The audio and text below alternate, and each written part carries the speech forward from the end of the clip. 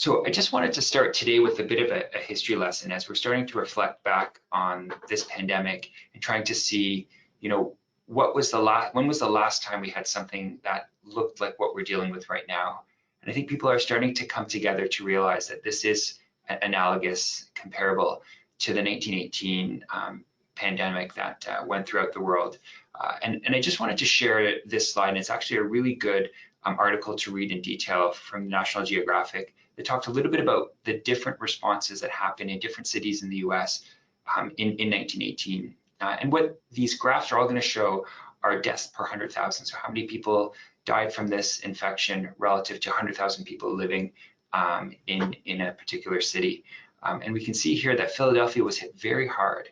And one of the reasons that they hit hard was explained here is that they waited 8 days after their death rate but began to take off. So 8 days after this point, before they started to do the physical distance measures that you're seeing happen across Canada. And so what ended up happening is they had a spike, overwhelmed their healthcare system, and then eventually leveled off quickly.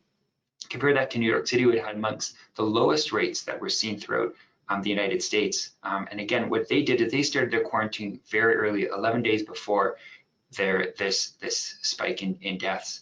And then they were able to maintain those restrictions for quite a long time to eventually kind of let things level off.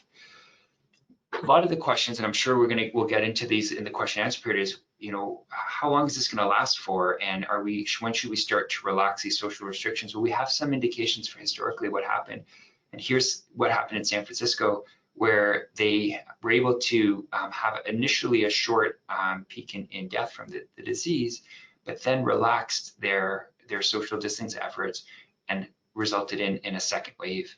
And then you can compare that to St. Louis that did this at a much more strict case, kept things flat, relaxed things a little bit, and then peaked again. We're right now right here. And so these next few weeks are going to be very telling to figure out what not only happens with this first wave, but also what's going to happen in subsequent waves that could potentially happen.